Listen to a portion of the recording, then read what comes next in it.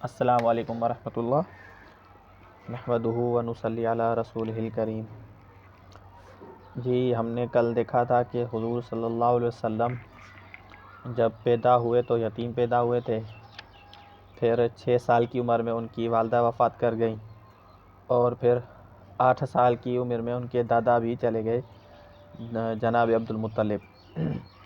تو وہ یہ وصیت کر گئے تھے ابو طالب کو کہ وہ ان کی کفالت کریں، اور ابو طالب نے خوب نبی اکرم صلی اللہ علیہ وسلم کا ساتھ نبھایا اور ان کے لیے ہی دشمنی رکھی اور ان کے لیے ہی دوستی رکھی۔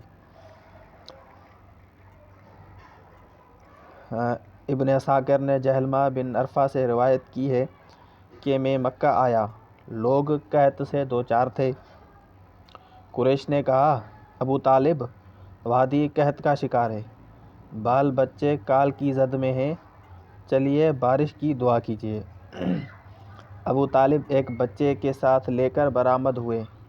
بچہ ابر آلود سورج معلوم ہوتا تھا جس سے گھنا بادل ابھی ابھی چھٹا ہو۔ اس کے ارد گرد اور بھی بچے تھے۔ ابو طالب نے اس بچے کا ہاتھ پکڑ کر اس کی پیٹھ کعبے کی دیوار سے ٹیک دی۔ بچے نے ان کی انگلی پکڑ رکھی تھی۔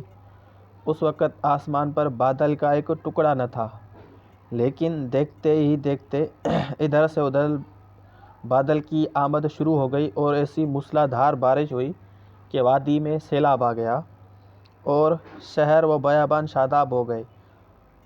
بعد میں ابو طالب نے اس واقعے کی طرف اشارہ کرتے ہوئے محمد صلی اللہ علیہ وسلم کی مدح میں کچھ الفاظ کہے۔ وہ یہ تھے کہ وہ خوبصورت ہیں، ان کے چہرے سے بارش کا فیضان ہے، بارش کا فیضان طلب کیا جاتا ہے، یتیموں کے ماوا اور بیواؤں کے محافظ۔ بعض روایت کے مطابق یہ بھی ہے کہ جب آپ کی عمر 12 برس کی تھی، جب حضور اکرم صلی اللہ علیہ وسلم 12 سال کے ہوئے تو ابو طالب آپ کو تجارت کے لیے ساتھ لے گئے۔ یعنی حضور صلی اللہ علیہ وسلم 6 سال کی عمر میں بھی اپنے والدہ کے ساتھ سفر پر گئے تھے، اور پھر 12 سال کی عمر میں ہی اپنے چچا کے ساتھ تجارت کرنے کے لیے روانہ ہوئے، اور وہ بھی ملک شام۔ جب بصرہ پہنچے تو بصرہ شام کا ایک مقام اور حوران کا مرکز شہر ہے۔ اس وقت یہ جزیرۃ العرب رومی مقبوضات کا دارالحکومت تھا۔ جو بصرہ شہر تھا اس میں ایک راہب تھا، راہب یعنی ایک بزرگ تھا عیسائیوں کا یہاں۔ اس شہر میں جرجیس نامی ایک راہب رہتا تھا جو بحیرہ کے لقب سے معروف تھا۔ جب قافلے نے وہاں پڑاؤ ڈالا تو یہ راہب اپنے گرجا سے نکل کر قافلے کے اندر آیا اور اس کی میزبانی کی، حالانکہ اس سے پہلے وہ کبھی نہیں نکلتا تھا۔ اس نے رسول اللہ صلی اللہ علیہ وسلم کو آپ صلی اللہ علیہ وسلم کی اوصاف کے بنا پر پہچان لیا، اور آپ صلی اللہ علیہ وسلم کا ہاتھ پکڑ کر کہا کہ یہ سید العالمین ہیں، اللہ انہیں رحمت للعالمین بنا کر بھیجے گا۔ ابو طالب نے کہا آپ کو یہ کیسے معلوم ہوا؟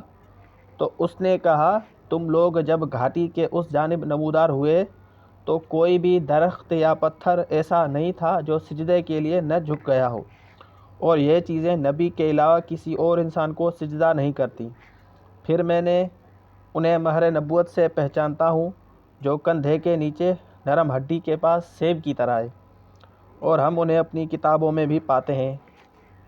اس کے بعد راہب نے ابو طالب سے کہا کہ انہیں واپس اپنے ملک بھیج دو، کیونکہ یہاں یہود کا خطرہ ہے، اور اس لیے اس پر ابو طالب نے کچھ غلاموں کے ساتھ آپ صلی اللہ علیہ وسلم کو واپس مکے بھیج دیا۔ السلام علیکم ورحمۃ اللہ۔